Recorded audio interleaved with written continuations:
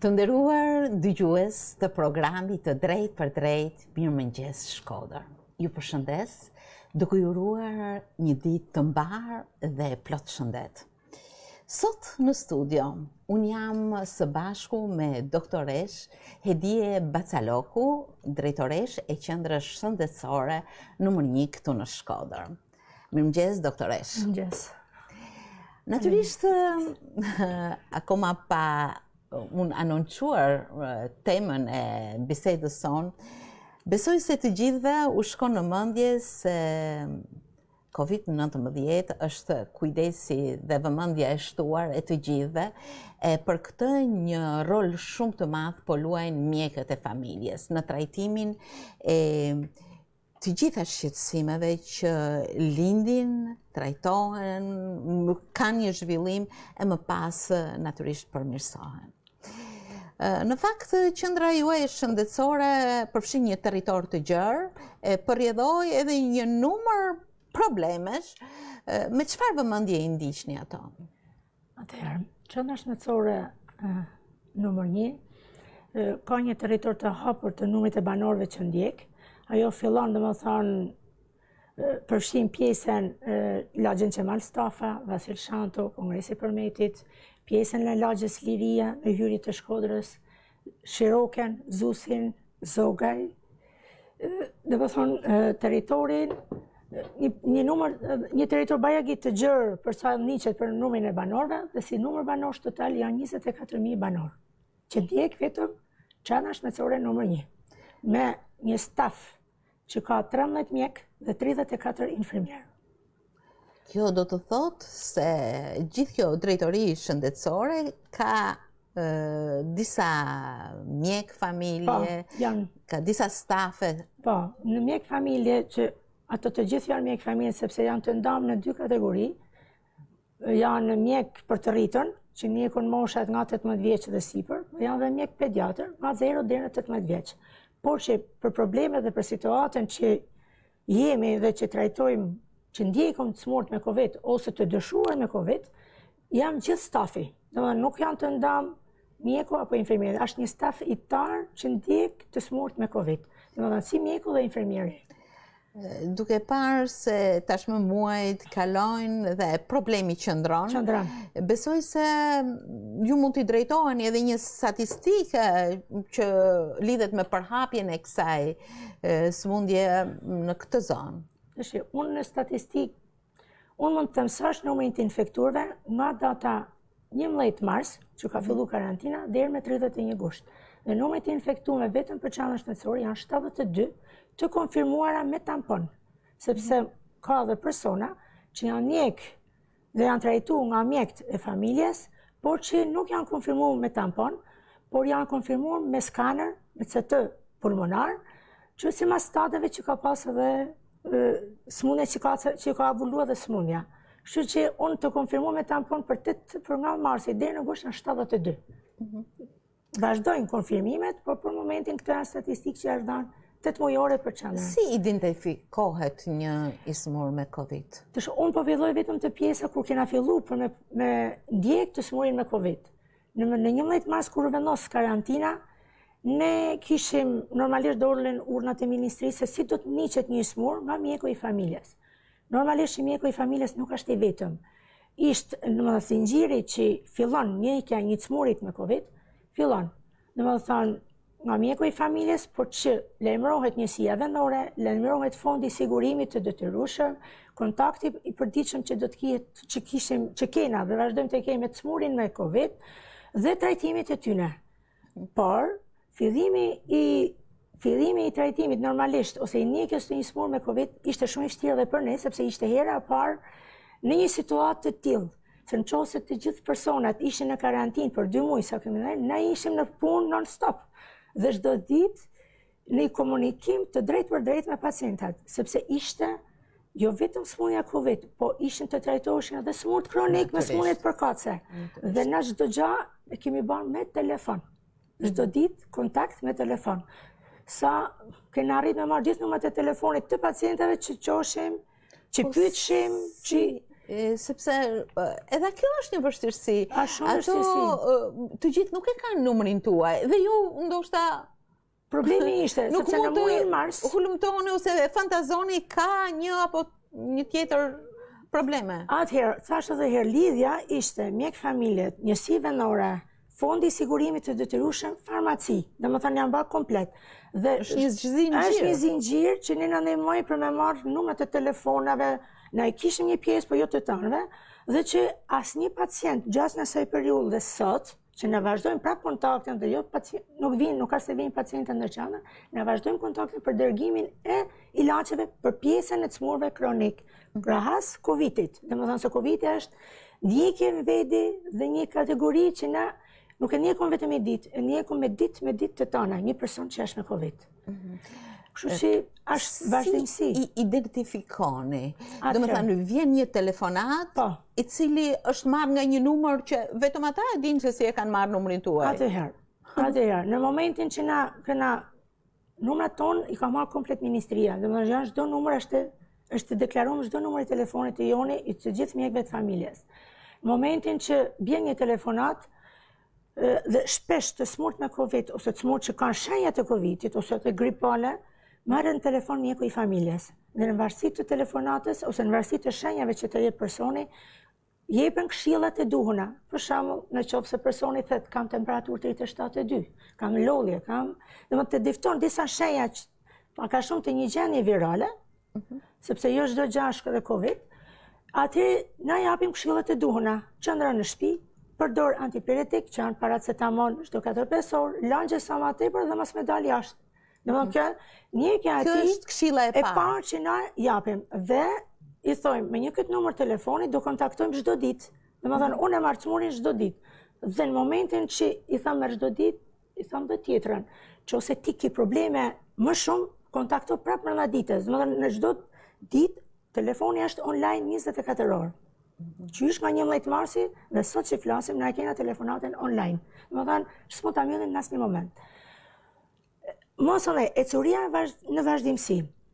Në qoftë se pacienti thot në ditën e 3 ose të 4 thot doktoresh, kam marrë frymet, kam djersë profuze, ka agravu gjendja, atëherë fillohet mjekimi. Normalisht mjekimi fillohet me telefon, sepse nuk mund ta bëjmë personin, sepse ba me kanë i dyshuar mund të jetë rrezik edhe për pjesën tjetër të popullatës që mos gjahet në qendër. Për momentin bëhet me telefon, po ka dhe persona që vinë në qendër. Dhe jepet mjekimi që duhet. Momentin që në mjekimin dhe japim për një javë, maksimumi 2 javë, mund të japim mjekimin nga mjeku i familjes.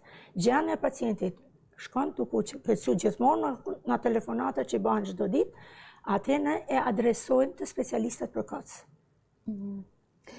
Mjekimi, terapia e parë që është e specializuar në një farë mënyre, është standarde apo është e kombinuar sipas çdo personi? Nuk mund të thojmë që është pak a shumë standarde, sepse gjithmonë kena pas kontakt me antibiotik, po jo që në fillimin e temperaturës nuk fillohet antibiotiku. Sepse jo çdo temperaturë është Covid. Sepse ne kena edhe probleme të tjera shëndetësore që mund të fillojmë me një temperaturë, janë infeksionet e veshit, të fytit, infeksionet urinare. Janë shumë probleme që mund të fillojnë, një plagë që mund të kesh shtop dhe ti nuk e vën re, janë shumë probleme. Dhe antibiotikut, do të thënë mjekimi i të smurve me Covid, pothuajse shkon te standardizimi. Pse? Është standard, sepse ne kena një kontakt të shumë të rregullt dhe shumë të mirë me infeksionistat. Domethënë, si me mjekun infeksionist, ashtu edhe me mjekun pneumolog. Domethënë kena kontakt të vazhdueshëm. Dhe në konsultën me ata ne kena marrë pak a shumë një protokoll mjekimit se si do trajtohet një smur me Covid pa shkuar në spital. Domethënë gjithmonë kontakti me specialistin. Dhe pak a shumë ne na kanë ecë mirë, nuk ka se kanë ecë keq. Kështu që pak a shumë mjekimi është standard. Doktoresh, duke përjashtuar që mund të ketë një pacient edhe një reakcion nga mjekimi standard, do të nëshohet normalisht ka në mjekim tjetër. As standard. Ju thatë që është një numër që duhet të konsiderohet, mbi 70 72 deri në fund të gushtit. Që janë të identifikuar dhe janë trajtuar. Si është kjo marrëdhënie? Sepse tashmë marrëdhënia shumë fishohet. Marrëdhënia me sigurinë, marrëdhënia me farmacinë, marrëdhënia me vjushmërinë e mëpasme, sepse në një gjendje që agravohet duhet të trajtohet me një mjekim të specializuar. Më së shumti kanë qëndruar në stadet e mjekimit në shtëpi, apo janë dërguar për mjekim të specializuar në Tiranë, për shembull? Jo, nuk mund të them. Pjesa më e madhe kanë qenë të trajtuar në shtëpi. Trajtohen në shtëpi gjithmonë kontakti me mjek familjes, mjek specialist e kena majtë në shtëpi dhe kanë pas një përmirësim të dukshëm. Raste të rralla kanë shku të specialisti ose në Tiranë, sepse në Tiranë janë raste të fije më të rralla se sa të Spitali Rajonal i Shkodrës. Kështu që pjesa më e madhe janë trajtuar në shtëpi. Gjithmonë në varësi të protokollit që kena pas përpara. Ju përmendni protokolle, të cilat mbështeten në analiza. Dhe ju që në krye të herës folët për tamponin dhe skanerin. Si dy mundësi të identifikimit, diagnostifikimit.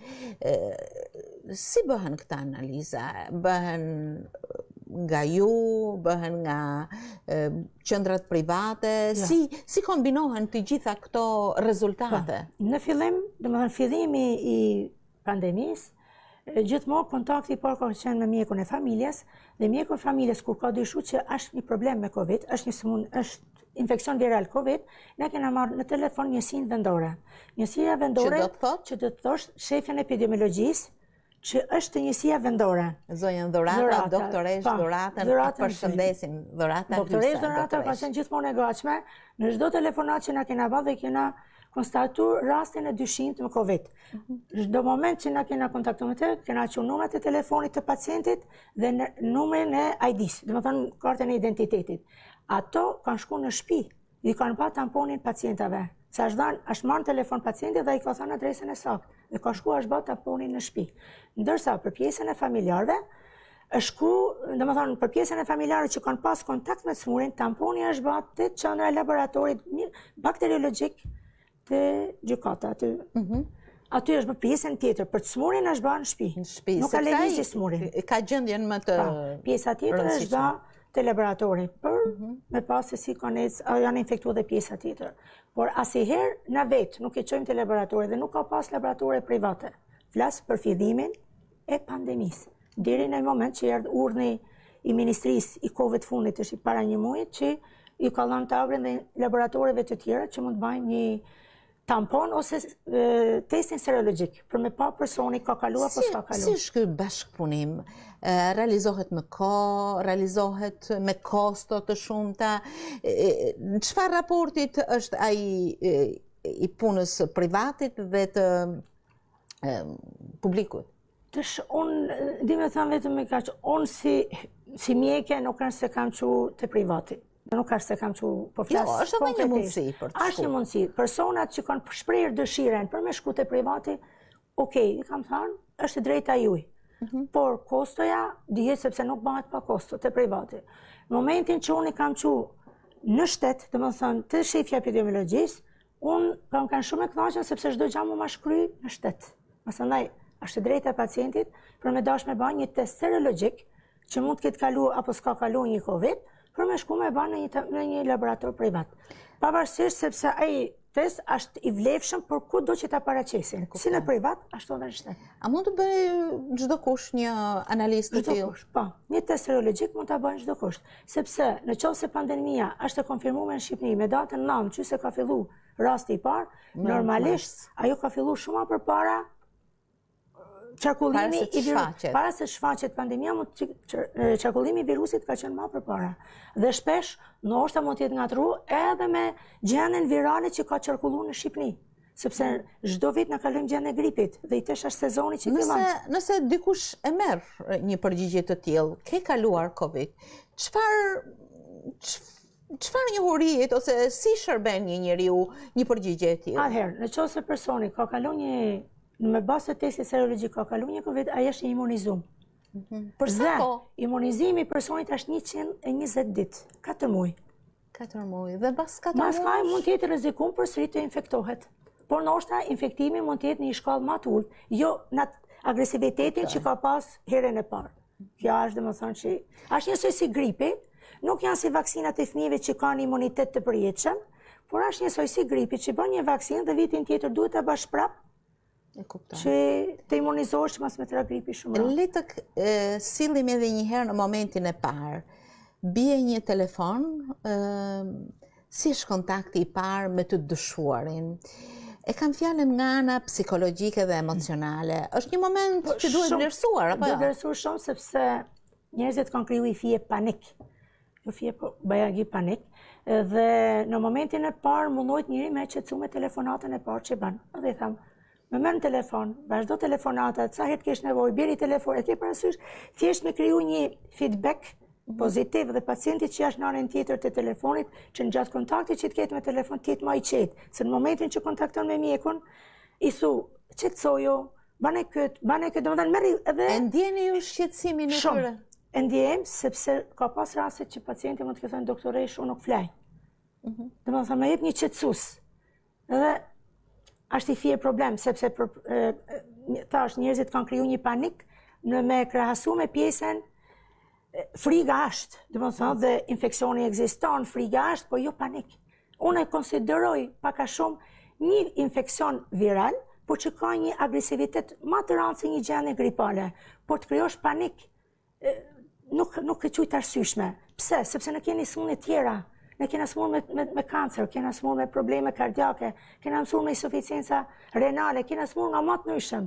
Dhe i ky Covidi është i rëndon të në gjendjet, por do të vlerësohet smundja kronike, që do të vlerësohet paralelisht me Covidin, po jo me kriju panik thamë. Ekziston një mendim se nga njëherë sikur lëhen pak pas dore sëmundjet kronike, ekziston një mendim që Covidi ekziston si virus, por shiko se problemet të shumta janë pikërisht sëmundjet kronike dhe ndoshta edhe humbjet e jetës në statistika rëndojnë më shumë të smur që kanë probleme shëndetësore. Probleme kronike. Sidomos fillimi i karantinës, domethënë ato 2 muaj që na kena dhënë karantinë, ka qenë shumë problem, domethënë administrimi i smurve kronik.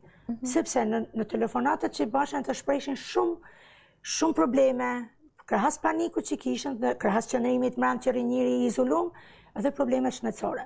Mirë, po problemet shëndetësore, mjeku i familjes normalisht se unë kontaktosha me ta në telefon, po jo çdo problem mund ta zgjidhte mjeku i familjes në atë moment. Dhe çdo gjë ne kemi zgjidhur me 127-ën dhe me numrin e gjelbërt 0340 20. Domethënë kena pas 2 numra në dispozicion që për çdo të smur kronik që ka pas probleme, merrshim 127 dhe i dërgoshim urgjencën në shtëpi. Jo të shkoshim na, shkoshim urgjenca në shtëpi. Dhe çfarëdo probleme që kishte, o dërgote në spital, ose o dërgote në Tiranë. Domethënë kjo rrugë ishte që unë ishte, por e vështirë shumë ka qenë, sepse shumë pacienta e kanë një dhe janë rënë ndoshta vetëm për kësaj pjesë. Sepse ishin me laboratoret, ishte me spitali i kishte të kufizuar dhe hymjet e daljet. Kur bëhet fjalë për një virus, natyrisht rreziku nuk qëndron vetëm te një i dyshuar i infektuar, por tek të gjithë familjarët. Ju pak më herët thatë se tamponin e bën në shtëpi ai që direkt ka problemin, por edhe familjarët mbeten nën vëmendje. Si është ky problem, si shihet, sepse në një shtëpi, në një apartament të thjeshtë, siç i kanë njerëzit me 2 dhoma, një kuzhinë, krijon edhe vështirësi, apo jo? Shumë, sepse i smuri me Covid, që diagnostikohet me Covid, duhet me pas dhomë vedi. Dhe në momentin që duhet me pas dhomë vedi, pjesa tjetër e familjes do të sistemohet pjesën në një mënyrë tjetër. Por ai duhet, domethënë kujdesi që duhet ketë aty dhe pjesa tjetër e familjarëve është gjithmonë marrja maskës në shtëpi, duke i shërbyer dhe higjiena personale, higjiena dure këta dhe përdorimi disinfektantëve. Në më të shumtë, por që ka pas, domethënë rastet, shumicës e rasteve që dhe vetë familjarët mund të kenë kalu forma të lehta ose kanë kalu forma asimptomatike, po jo se është rënë gjendja e familjarëve të pjesës tjetër. Keni patur atë raste që e gjithë familja është trajtuar? Kena raste, po. Do më thëmë, po janë raste, si thënë, sporadike. Nuk është, kemi raste që a trajtu komplet familja, burri, gruaja dhe fëmijët. Si shërbehet? Si shërbehet një testimoni të tillë? Atëherë, të persona që ka dorë komplet familja, ato ndiqen nga mjeku i familjes, ndiqet nga epidemiologjia, dhe më thënë, është një grup nga policia, dhe më thënë që është ngritur nga pjesëtari i policisë dhe një pjesëtar inspektoriatit shtetënor shëndetësor. Ato ndiqen, po thamë, një herë në 2 ditë, o një herë në 3 ditë, bëhet grupje dhe shkohet dhe verifikohet pacienti është në shtëpi apo nuk janë në shtëpi. Domethënë kjo është pjesa që ne bëjmë kontrollet, por gjithmonë koordinimi i 4 institucioneve së bashku. Krahas anës shëndetësore që niqet nga mjeku i familjes. Kjo pjesa e kontrollit, siç thoni ju doktoresh, dhe ashtu siç është në protokoll, ka një marrëdhënie të veçantë, apo jo? Sepse një smur nëse gjendjen e sheh në përmirësim, jo gjithmonë është i ndërgjegjshëm për të qëndruar aty dhe ndoshta mund të ketë rrezikun e shkeljes së këtyre protokolleve të sigurisë. Sa rrezik paraqet një problem i tillë dhe si qëndroni, sepse vërtet ta ndjekësh me polici nuk është shumë e mirë nga ana shpirtërore, po shumë e nevojshme, apo jo, që të paktën njerëzit të kenë një ndërgjegjësim për këtë. Normalisht, pavarësisht se janë protokollet edhe që ndiqen, ka dhe shkelje, normalisht që ka dhe shkelje të protokollit, por këto pjesë që kanë shkelje të protokollit, thjesht është vetëm ajo pjesa rrezikut që të infektimit të pjesës tjetër të popullatës, sepse nuk dihet në me kë ka kontaktu, me ku ka shku, çfarë supermarketit ka hi, çfarë institucionit mund të ketë pas. Kjo është rreziku i infektimit. Por është shumë e vështirë ndoshta, njekja pik për pik, po thojmë unë po them të qanë 72 vet, me shku çdo ditë të shtëpia. Por unë do të them vetëm ndërgjegjësimi i pacientit zill punë. Pika e parë. Ndërgjegjësimi i pacientit, sepse ai ka pasur raste që a duk më mirë, mas 3-4 ditë dhe mund të ketë dalë nga shtëpia dhe në ditën e 9 ose të 10 është kthyer edhe herë infeksioni viral dhe ka përfunduar që sot në Tiranë. Këto kanë qenë edhe rastet që kanë vënë ndoshta pjesa tjetër e familjes. Këtu dua të ndalem. Është një numër i madh, i konsiderueshëm, do ta thoja, jo vetëm në drejtorinë tuaj, por edhe në mbar zonën. Ashtu si Mallon ka edhe drejtori tjera kanë. Pra, se Shkodra zë vendin e tretë për nga ana e të infektuarve, pas Tiranës dhe Durrësit. Dhe natyrisht ju keni patur ecuri të mirë me pacientët tuaj, por jo të gjithë kanë përfunduar lehtësisht.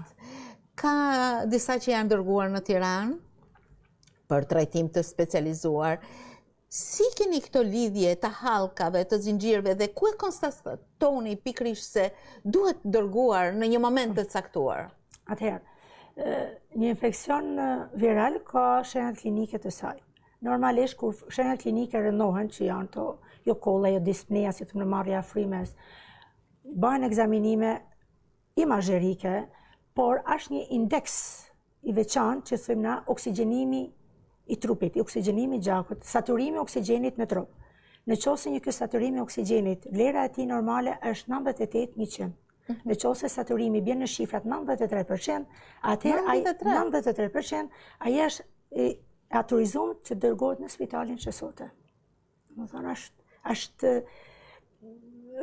shifër që ne jena të detyruar për me shtruar në spital. Si bëhet ky ekzaminim? Atëherë, është aparatur? Jo, ndërkohë që me qenë se ju e trajtoni me telefon, kryesisht me telefon, si arrini ju që t'ja matni këtë oksigjenim? Atëherë, na kena një aparat të vogël që është puls oksimeter. Dhe në momentin që personi ka probleme, me infermierin i çojmë puls oksimetrin në shtëpi. Ja qëjmë një puls oksimetrin në shtëpi. Dhe ju thojmë, në momentin që kemi matë ma fotografa. Sepse shkojmë dhe vizitojmë, se nuk është e përjashtuar, sepse na shkojmë dhe vizitojmë edhe pacientët në shtëpi, por gjithmonë kundrejt masave sigurisë tona, mbrojtëse që duhet me hitë pacienti. Por edhe kjo mënyrë është, i jepet pacientit puls oksimetri dhe ma fotografo që të shafë. Në momentin që unë shaf shifra, se unë e pys çdo kohë, çdo moment. Shef shifrat që shkon të 93, atëherë i qënë 27 dhe direkt shkon në spital. Diskutohet asnjë gjë më. Sa pacient keni dërguar në Tiranë? Në Tiranë mund t'jenë dërgu, afërsisht 20 pacient mund t'jenë dërgu. Si ka qenë ecuria e tyre? Ecuria e tyre mund të them që mund t'kenë qenë o 2 o 3 vdekje, po pjesa tjetër janë kthyer domethënë të shëruar. Pjesa më e madhe thash janë drejtuar në shtëpi. Kur përfundon smundja? Kur quhet i lirë në jetën e tij ky njeri që është i karantinuar, ndjek protokollin e mjekimit, ruan kontaktin, zakonisht sa gjatë, sa ditë?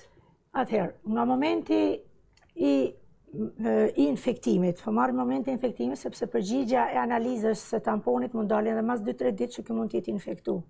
Dhe duhen 14 ditë që hir personi të rrinë në karantinë. Pa diskutim. Është i pa diskutueshëm. Në momentin që na fillojmë mjekimin, normalisht gjatë kësaj kohe na kanë edhe trajtimet, këshillat që duhet. Trajtimi mund të vazhdojë 2 javë, 3 javë, edhe 1 muaj. Në varësi të çdo personi. Nuk është standard, në varësi të gjendjes së pacientit. Momentin që pacienti ka bërë një tampon dhe ka dalë pozitiv, në ditën e 14, gjithmonë që pacienti ecë mirë, në ditën e 14 i bëhet tamponi i dytë, nëse ka pozitivitet apo negativitet. Nëse tamponi i dytë del negativ, mas 2 ditëve përsitet dhe një tampon i dytë. Pra ka një siguri tjetër. Ka një siguri tjetër, domethënë nuk lihet vetëm me një tampon. Nëse 2 tamponit, njëri mas tjetrit, dalin negativ, atëherë personi nuk quhet më infektues për tjetrin, për personin tjetër. Doktoresh, cilat kanë qenë moshat më të rrezikuara ose më të prekura, dhe gra apo burra? Unë mund të them, moshat e më të rrezikuara normalisht janë moshat mi 60, 50-60, dhe sidomos personat që janë me smundje kronike. Është e pa diskutueshme sepse dhe imuniteti i tyre është i fije ma delikat, nuk ka një imunitet të fortë, edhe krahas smundjes, por edhe krahas ilaçeve që ato marrin për smundjet përkatëse. Pjesa që preket më shumë unë është ma që kam vureu, është seksi mashkull. Sepse, po thamon, nga që është ajo pjesa pse më ndaj mbrana në shtëpi, e ka një fjetë vështirë më ndaj të izolum, ndoshta ka pjesa thamon. Edhe në periudhën e karantinës nuk është se kanë nuk e kanë shpesh, nuk di që me thanë, unë thamë të pjesa seksit ma, se nuk janë shumë të bindur me pjesën, se në qovë sa është pozitiv, nuk është i bindur me ndaj ndoshta 14 ditë ose sa duhet me ndaj në shtëpi. Sepse kja është. Nuk është që kujdesshëm. Nuk është shumë i kujdesshëm, nuk është shumë i energjeshëm, nuk du me fy atë pjesë, nuk du me e fy. Problemi është unë flasë qaf në pjesën konkrete në punën tëme. Dua të bëj një pyetje tjetër, sepse shoh dhe kam hasur njerëz të moshuar mbase që nuk dalin. Kjo gjendje i ka bërë që të rrinë në shtëpi, të karantinohen edhe vetë. Si ndikon kjo? Pa që janë të infektuar. Natyrisht mosha ka problemet e saj, por nuk janë të infektuar me Covid. Ata kanë qëndruar në shtëpi dhe rrinë, vazhdojnë të rrinë. Si ndikon kjo në jetën e tyre? Normalisht jeta e tyre është në shume, nuk është si ma përpara, sepse në qose ma përpara ato kanë dalë, kanë lëviz ashtu. Lëvizja është jeta dhe të shtja ato, jo vetëm që kanë atanën psikologjike të rëndume, sepse normalisht që të rinë shpi ruhet, kanë frigen, kanë panikun, por ana tjetër edhe rënohet edhe smundja, rënohen gjendjet, sepse kur të rishtë tanë kohën mbrana shpi, pa lëvizme, ka një rëndim të gjendjes, dhe jeta atyne nuk është njësej si ma përpara. Jo vetëm e moshës drejt, por po të shifesh vetë popullat nuk është njësej. Absolutisht. Nuk është njësej si para 11 marsit, absolutisht. Doktoresh, një i infektuar doli me sukses. Mund të dalin me njëherë në punë, apo? Pa tjetër. Si? Sepse atë tjetër del në punë, mund të vazhdojnë aktivitetin e ti normal të përditshëm si ditë të tjera. Absolutisht. Ka pasoja në organizmin e ti, ndjen lodhje, si pasoje? Aja është aty në varësi të gjendjes, sepse ka persona që në ditën e 14 janë infektu me Covid, ka dalë tamponi pozitiv dhe s'kanë pas shenja. Dhe në ditën e 14 të 16 janë ba tamponi dhe ka dalë negativ, ka fillu punën fill. Personat që janë infektu me Covid, janë trajtu me medikamente. Mas 2 jave ka dalë testi negativ, që kena ba 2 teste, por qëndron me djerës, me lolli, se vazhdon. Se nuk ka shethane që 14 ditë dhe u kry. Vazhdon gjendja me temperaturë, me lollje, me temperaturë jo, por me lollje, me djerës dhe me mungesën e oreksit. Por nuk ka nevojë për mjekim. Ai mund të qëndrojë në shtëpi edhe mrapa, derisa të rikuperohet të forcohet edhe nga ana fizike, sepse është i fije në organizëm lë pasoja në organe të ndryshme? Gjithmonë, domethënë faktën me bazë të statistikave, frika e këtij lloji infeksionit viral është trombozat që mund të ketë pasojë pacienti në organe të ndryshme, po kryesisht është tromboza në pulmone, në mushkëni. Mund të ndodhin tromboza edhe në tru, mund të ndodhin tromboza edhe në organe tjerë. Kjo është frika, kjo domethënë ka qenë gjithmonë në likimi i vetëm që mund të ketë dhënë një infeksion viral Covid, kryesori.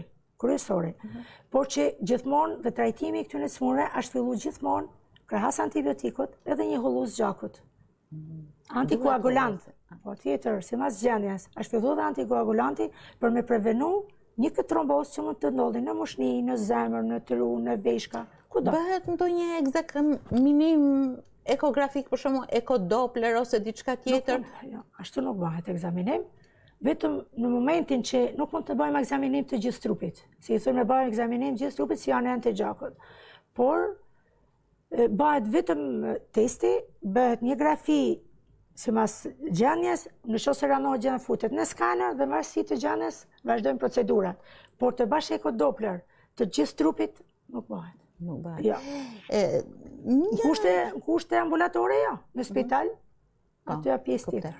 Një ndër problemet që hasen në ecurinë e njerëzve që kanë nevojë është edhe marrja e gjakut ose dhurimi nga ato që e kanë kaluar për të mjekuar plazmën e personave që qelizave. Ka dhurues gjaku? Faktikisht aty dhurimi i plazmës së gjakut ka disa kritere, nuk është se është që do të dhurojë çdo person. Domethënë janë fëmijë që janë të përjashtuar, janë personat që janë me smundje tumorale, janë të përjashtuar, është i përjashtuar të gjitha gratë që kanë lindur, nuk bën me dhanë gjakun për plazmën, është vetëm pjesa e burrave që janë aktiv, por që s'kanë smundje nga mosha 18 dhe sipër. Faktikisht popullata është e sensibilizuar, por unë konkretisht që më ardhë me më thanë doktoreshën, du me shku, nuk unë në zyren teme. Qose ato mund të kenë shku të punti i gjakut ose të epidemiologjia, dhe ne nuk dina, nuk kena të informuar për këtë pjesë, sepse është thanë urdhën që të shkohet të punti i gjakut dhe njësia vendore. Që unë nuk mund të thanë gjatë për këtë se s'kam dhanë as raste konkrete. Doktoresh, kjo periudhë ju ka bërë jo vetëm të ndjeshëm, ashtu si që jeni në të vërtetë si mjek, por edhe në një marrëdhënie të jashtëzakonshme, shumë planshe, një marrëdhënie që lidhet jo thjesht me një profil, një portret të një njeriu që kërkon ndihmë, por duke kërkuar edhe më gjatë, edhe në rrënjët e tij, edhe tek familja, tek një marrëdhënie që ka vazhduar çdo ditë, ndoshta nuk e di, si jeni ndjerë gjatë kësaj periudhe? Me thënë të drejtën, gjatë kësaj periudhe më duket sikur jena një fije më të vlerësuar. Edhe nga popullata, edhe nga pacientët. Pse do thosh, jo se si jena vlerësuar më përpara, por ndoshta kjo situata i ka bërë më të lidhur me mjekun e familjes. Dhe ka bërë që ndoshta jo çdo gjë zgjidh mjeku i familjes, por ka një urë lidhëse për me zgjidh punët e pacientit. Sepse jo çdo gjë mund t'i zgjidhim ne, por ne jena ura lidhëse për me zgjidh çdo problem që kanë ata. Kja është që mund të ndim vetin një fije më komod, jo se si na vlerësu për para, po. Duke qëndruar edhe njëherë tek mjekimi, ka qenë i përballueshëm, është përballuar në përgjithësi, sepse ka një kosto, apo jo? Ka kosto bajagi, jo kosto, po ka kosto. Me qenë se diku edhe gjendja mund mos jetë, por është përballuar? Është përballuar, sepse të pas parasysh që njerëzit kanë edhe kishin dhe frigën, të pas parasysh që nishin edhe shumë lajme në portale, statistika që djerë të ministria të tëna, unë janë trajtu me çdo mjekim që është dhënë. Domethënë nuk është abuzu pavarësisht kostos dhe pavarësisht a ka pas gjendjen pacienti apo jo, nuk është abuzu me trajtimin. Trajtimi është ba si është dhënë, por e vështirë shumë. Tërse si e kanë përballu e din vetë popullata.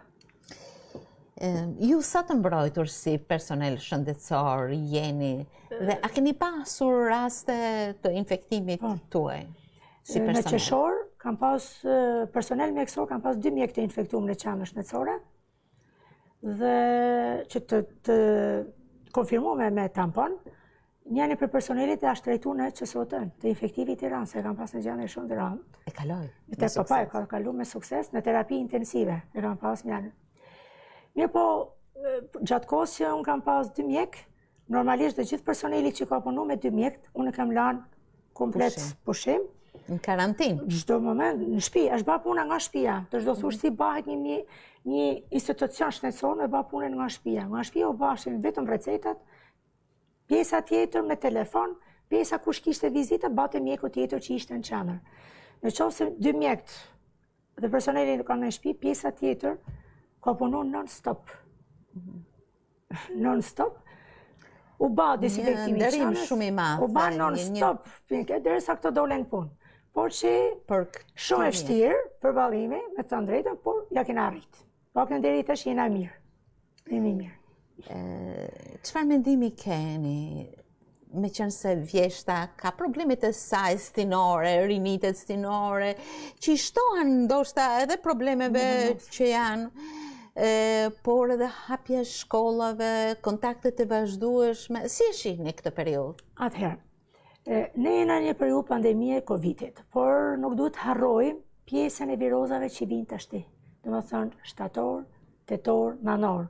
Ato vazhdojnë, por njëtësh fillojnë virozat e stinës, që një pjesë e madhe e popullatës janë vaksinuar dhe me vaksinën e gripit dhe vitet tjera. Fakti dhe hapja shkollave, normalisht që e shton atë probabilitetin për më hap i fije infeksione, pavarësisht masave mbrojtëse, pavarësisht çdo protokolli që ato njek, thamë që atë pasojen ose përhapjen e Covidit nuk mund ta shohim tash. Mund ta shohim i fije nga tetori, sepse fillojnë rastet mas 14 ditësh, fillojnë, çose ka gjithmonë raste, fillojnë dështohen mas 14 ditësh që ka fillu shkolla. Dhe normalisht në tetor, shifin tamam ato ku jena me rastet e shtume me Covid, pa harru virozat e stinës. Si vlerësoni masat e sigurisë që kanë njerëzit dhe ndërgjegjësimin që ata kanë, sepse shohim natyrisht kontakte të ndryshme. Është për të ardhur keq, sepse ndërgjegjësimi i njerëzve është i ulët. Është për të ardhur keq. Domethënë pse? Sepse nëse unë kam masën mbrojtëse, jam me maskë, domethënë me doreza kur kam të nevojshme për më vizitu, pacienti që vjen mua aty dhe vjen pa maskë. Normalisht që unë nuk e fus mbrana, sepse duhet me majtë edhe distancen. Por, shkon në supermarkete, zvet maska. Domethënë, që ishte supermarketi, në rrugë, në lokale, nuk e kanë ndërgjegjen. Domethënë, nuk janë të ndërgjegjësuar. Frigën e kanë, ndoshta panikun e shprehin kur i bjen, sepse ka edhe për atyre që thojnë nuk e besojmë. Por t'ju them që është real, infeksioni është real, pavarësisht se na dona me besu apo s'dona me besu. Kjo është. Doktorish, ju vetë keni bërë tamponin disa herë? Unë nuk kam bërë tampon asnjëherë. Jeni sigurt tani? Sepse edhe unë nuk e kam bërë tamponin. Ne kemi distancë, unë nuk e kam bërë tamponin asnjëherë. Nuk kam pas asnjë lloj shenjët. Mendoj me bërë një test serologjik, për me ditë a kam kalu as kam kalu, por tampon s'kam bërë, sepse s'kam pas arsyeshme me bërë, se nuk kam shpreh asnjë lloj shenjë klinike, as koll, as temperaturës. Atëherë nuk e quajt arsyeshme me bërë. Unë dua të shpreh një nderim për mjekët, një nderim për punën e tyre, një falënderim edhe në emër të atyre që kanë kaluar probleme. Për këtë përkushtim të punës së tyre non-stop, për këtë komunikim të vazhdueshëm, për këtë ndjekje, për këtë organizim të rrjetit të tyre. Ndoshta pikrisht këto situata nxjerrin në pa ato vlerat profesionale, por edhe shumë shpirtërore të tyre. Shumë. Kjo është natyrisht një ndjeshmëri njerëzore në radhë të parë, e natyrisht profesionale, siç është pozicioni i mjekut. Kemi qëndruar së bashku në këtë bisedë që besoj ka kaluar në disa stacione të shqetësimeve, problemeve, trajtimit, ecurisë. Jo më kot në fillim të programit unë ju urova të gjithë atyre që na ndjekin, por jo vetëm, të kenë mbarësi dhe shëndet. Edhe unë uroj. Me këtë dua ta përfundoj bisedën me ju, gjithmonë duke shprehur një respekt të jashtëzakonshëm. Faleminderit për ftesën, por ju uroj dhe të gjithë shkodranëve, gjithë personelit mjekësor që është në krye të detyrës të ketë shëndet dhe sa më shumë në shërbim të pacientëve. Por respektoni masat e sigurisë për të mbrojtë jo vetëm vetveten, por edhe personat që keni përreth. Kaq them. Ju falenderoj shumë. Shumë respekt, ecuri, të mbar, shëndet dhe sukses në punën tuaj. Faleminderit. Faleminderit doktoresh. Faleminderit.